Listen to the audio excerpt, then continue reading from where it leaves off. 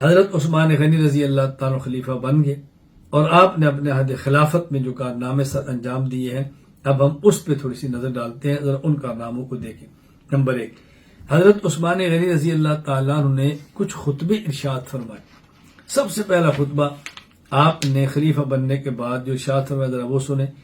امام ابو جعفر محمد بن جریر بن یزید الطبری رحمہ اللہ وفات 310 ہجری، یہ تاریخ الطبری تاریخ الرسل والملوک میں فرماتے ہیں، حضرت عثمان نے فرمایا فإنی قد کلفت وقد قبلت الا وإنی متبع ولست بمبتدع الا وإن لكم علی بعد کتاب اللہ عز وجل وسنت نبیہ صلی اللہ علیہ وسلم ثلاثا۔ فرمایا دیکھو مجھے خلیفہ بنایا گیا، میں نے خلافت کو قبول کیا، میں متبع سنت ہوں، میں مبتدع نہیں۔ یا اس کا معنی میں پہلو کے نقش قدم پہ چلوں گا، کوئی نئے طریقے اختیار نہیں کروں گا۔ اور فرمایا کہ میرے ذمے ہے کتاب اللہ، اور کتاب اللہ کے بعد سنت رسول اللہ، یہ میرے ذمے ہے کہ میں اس کے مطابق چلوں۔ اللہ اکبر، سبحان اللہ۔ فرمانے لگے وَإِنَّ لَكُمْ عَلَيَّ بَعْدَ کتاب اللہ، میرے اوپر ہے کتاب اللہ اور سنت رسول اللہ کے بعد کیا میرے ذمے ہے؟ تین مرتبہ فرمایا اتباع من کان قبلی فیما اجتمعتم علیہ وسننت اور وسن سنتا اہل الخیر فیما لم تسنوا عن ملأ، مجھ سے پہلے جو کام کر گئے اور جس پر تم جمع ہو میں اسی کو لے کر چلوں گا۔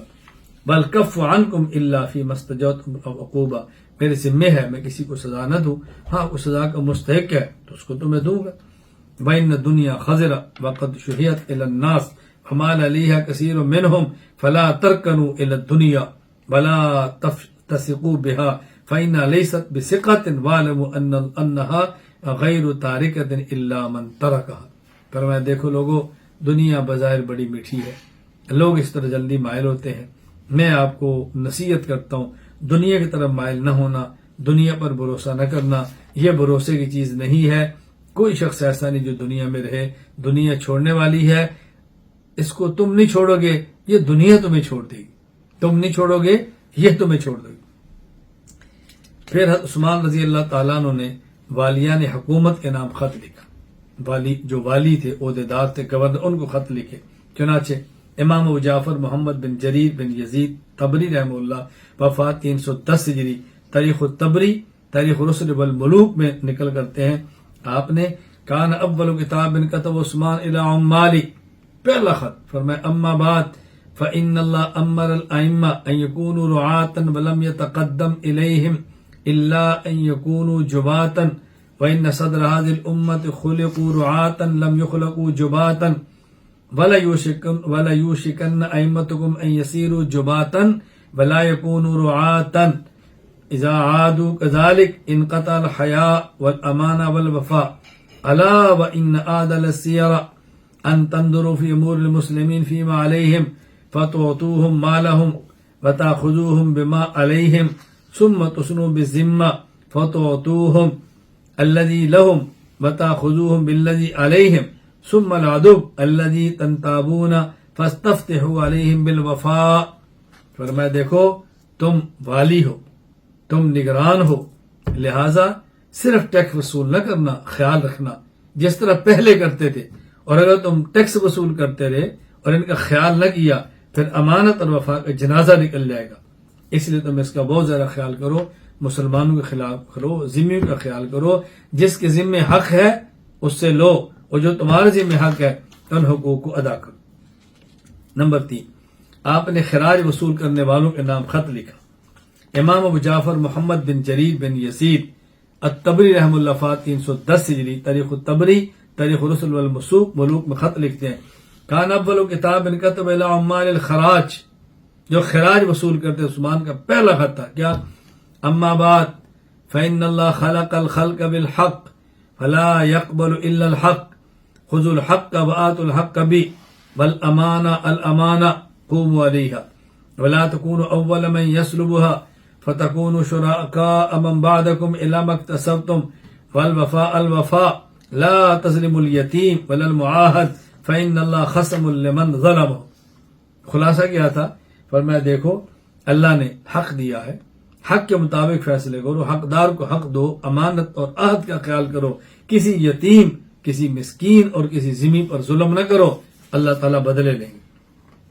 سپہ سلاروں کے نام آپ کا خط، امام ابو جعفر محمد بن جریر الطبری رحمہ اللہ، وفات 310 ہجری، تاریخ الطبری، تاریخ رسل والملوک۔ وکان اول کتاب کتب الی امراء الاجناد فی الفروج، وہ لوگ جو سرحدوں پر سپہ سلار تھے، امیر، ان کو خط لکھا۔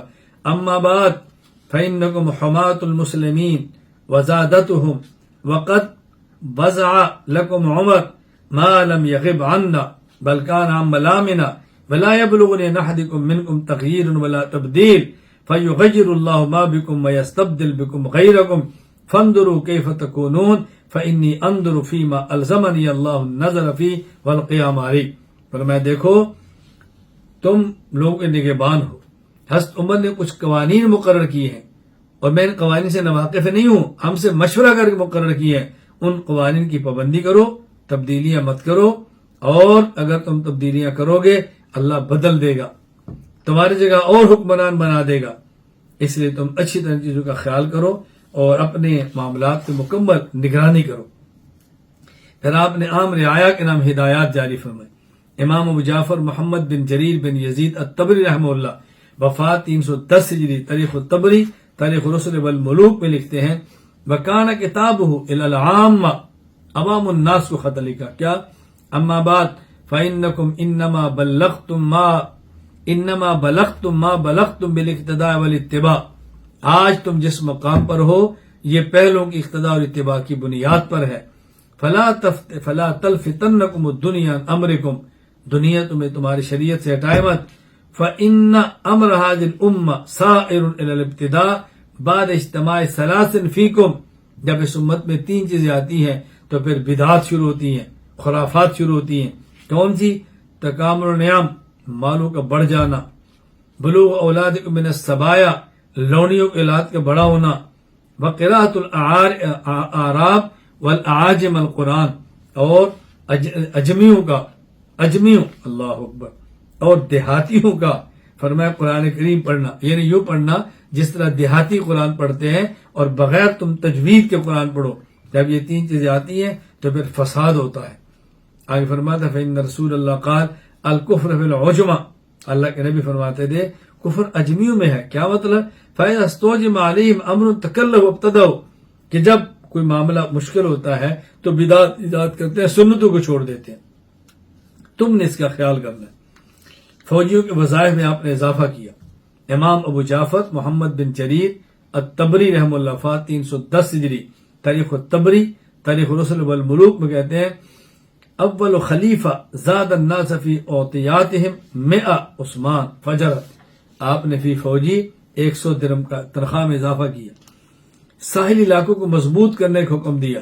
امام احمد بن یحییٰ بن جابر بن داؤد البلازی رحمہ اللہ، وفات 279 ہجری، فتوح البلدان، فتح مدینہ، فرماتے ہیں جب حضرت عثمان بن عفان کو خلیفہ مقرر کیا گیا، آپ نے حضرت معاویہ کو خط لکھا، کیا؟